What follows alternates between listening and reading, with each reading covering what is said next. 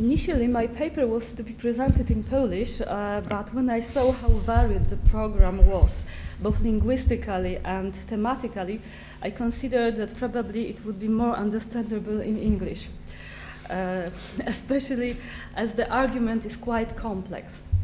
Let me then start with an explanation concerning the main keyword from the title. It's the women's songs.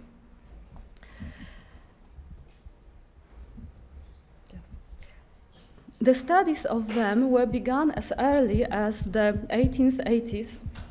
Scholars examining medieval European poetry noticed a kind of songs that are distinguished by a female lyrical self with a strong acting desiring eye, love themes combined with lamentation, a girl's love complaint addressed to her mother or friend, or performed to a part of nature, a nightingale, trees, flowers, or waves, etc. Nature symbolism rooted in rites of passage and a simple structure making them similar to folk songs. Studies on women's songs developed when two research trends arising from Romanticism met. Medievalism, with its interest in chivalric poetry, troubadours, trouvères, and minnesingers, and ethnography. A rising interest in native languages and folklore resulted in the collection of a great ethnographic material, such as traditional songs recorded in villages. The juxtaposition of these two types of texts indicated that many very archaic lyric forms of the medieval poems were preserved in folk poetry. Already at that time, the first studies of women's songs had been written by Konrad Burdach on love songs and Karl Büchler on labor songs. At the same time, in France, Gaston Paris formulated the hypothesis that some troubadours genres originated from primordial women's songs. Nevertheless, these assumptions have been heavily criticized and rejected by most medievalists. However, they were revived in the mid-20th century when new witnesses were found. It is the Andalusian Harja, a short female incantation about love in Romance language, transcribed in classical Arabic and Hebrew in the 9th and 11th century. The development of comparative literature, taking into account also the ancient poetry of various distant cultures, such as Chinese, Indian, or Egyptian, brought support to those old theses.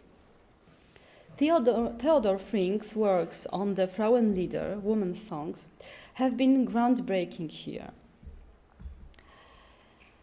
Again, heavily criticized, especially by classical philologists, they soon found a strong encouragement in the rapidly developing studies on orality initiated in the 1930s by Milliman Parry and Albert Lord.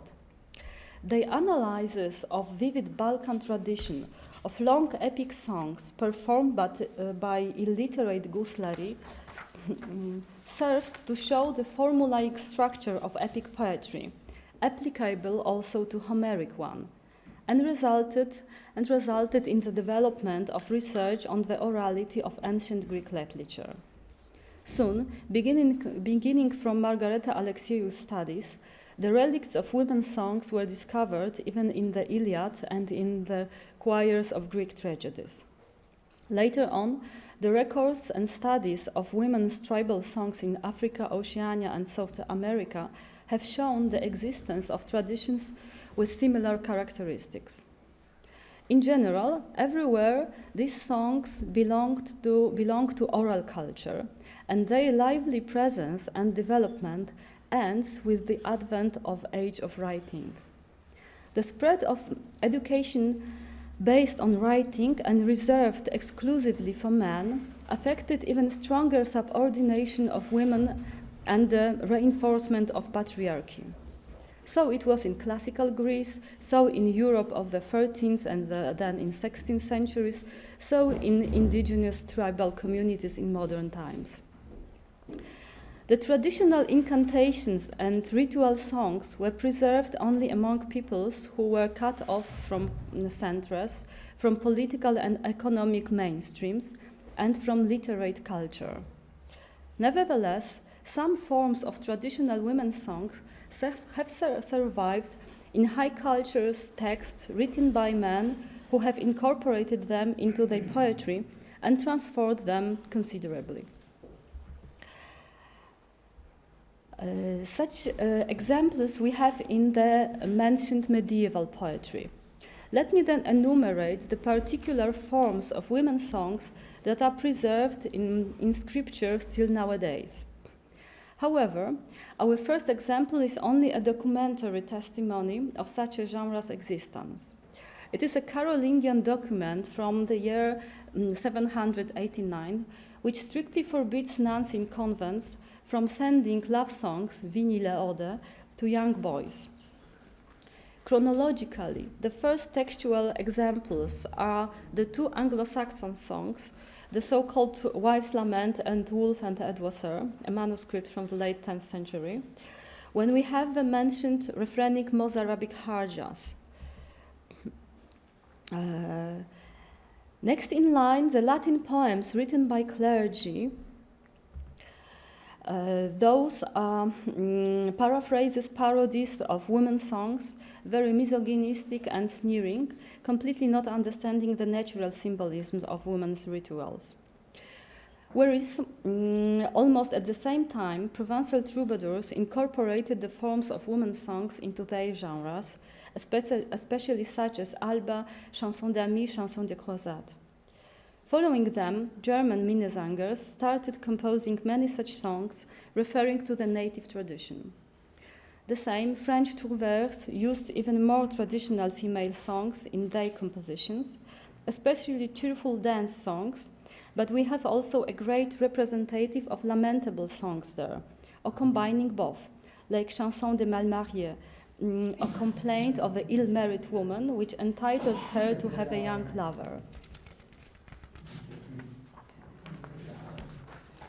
And finally, the biggest collection,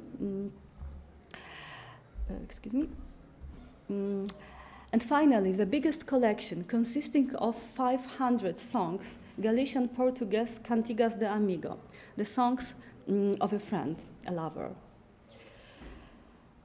Although in the 12th century, although in the 20th century is regarded by scholars as the pre-Renaissance, and in fact the troubadour's poetry, of course together with revealed ancient literature, prepared the 15th century Renaissance, in early modern times the medieval chivalric poetry has been almost completely forgotten. The rediscovery of this poetry did not take place until the end of 18th century, and the lively interest in it only started with the Romantic period. Nevertheless, some medieval genres inspired by women's songs survived and have been developed in Renaissance vernacular literature. Let me now enumerate the features of poems, both medieval and modern, stylized for women's songs. Generally, they belong to the low style, in opposition to the high style of chivalric country poetry. They are characterized by formal and linguistic simplicity. They are short and memorable, with paratactic sentences resembling colloquial speech. What is more, descriptive vocabulary, diminutives, lack of metaphors, instead of this nature symbolism. Most of such songs are repetitive and circular, with recurring refrain or with other types of parallelism. This is connected with its origins in dance. The Finny narrative sets the place, time, and event. In contrast to the spiritualized poetry of the Middle Ages, corporality dominates the soul here. Women's songs are outspoken, direct, openly sensual, sometimes frivolous, and very emotional. Unlike extreme individualist male poetry, the female one is communal and participatory. All those features are commonly connected with feminine qualities and are very similar to childlike qualities. The female characters are naive, simple, easy to seduce, and usually lamenting their unfaithful lovers, or rather careless and frivolous, the type of girl that the poets probably prefer to have. From the Slavic languages, the greatest number of such examples can be found in Raguzan poetry. The poets from Dubrovnik, writing in Croatian from the end of 15th to the late 17th century, as Šiško Menčetić, Đorđe Držić, Antun Sasin, Ivan Bunić, and Ignat Đurđević, created poems inspired by the native folklore, which they combined with troubadours' poetics and Petrarchian style. The speaking ego here is a simple village girl who sings cheerfully or lamentably about love, wins a garland of roses and basil while waiting for her beloved, and grieves a nightingale of her disappointment and pain. This kind of poetry, chivalric patterns mixed with native folklore, represents one kind of Renaissance women's songs, but I can distinguish also the second type of such adaptation. The Renaissance humanists, especially those writing also or mainly in Latin, combined this medieval tradition with the themes and style of classical ancient poetry. For women's songs, the best analogy they could find in Ovid's Heroids, the collection of elegiac letters of mythical heroines abandoned by their loved ones. One of such great humanists, writing simultaneously in Latin and Polish, was Jan Kochanowski. In his oeuvre, we can find two adaptations of Ovid's Heroids, formed as if they were medieval women's songs. But now I would like to show the other example from Kochanowski's output. He created a very interesting cycle entitled Pieśń Świętojańska o Sobótce, the St. John's Eve song. The cycle consists of the songs performed by 12 maidens, one responding to the other with her song, usually undertaking the theme of the previous girl. The links between this composition and native tradition are virtually impossible to determine, as the pagan rituals of Sobótka or Noc Kupały have been effectively eradicated by the church and replaced by the Christian festival of St. John. The written records documenting the course of these sinful feminine rituals are extremely tenuous. It is possible that comparative studies with other Slavic cultures in which archaic rituals are better preserved could bring some results here. In contrast, what was rather easy to recognize in Kochanowski's collection were classical influences, with Horace, Ovid, and Virgil at the top of the list. On the example of two songs from Sobótka, I wanted to show two ways of developing a theme from a woman's folk song.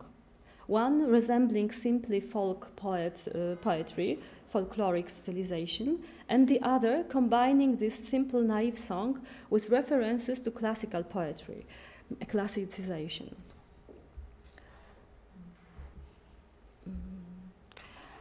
The Eighth Maiden Song.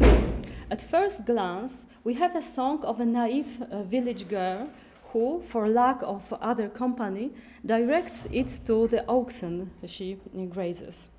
She leads oxen into a never-cut meadow and twirls a garland of colorful flowers. The form of the poem is quite simple, stylized as a folk song, with no regular refrain, but there is a clear parallelism in the first and last stanzas, which remains a bit of Portuguese Cantigas de Amigo. But we soon realize that something wrong had happened.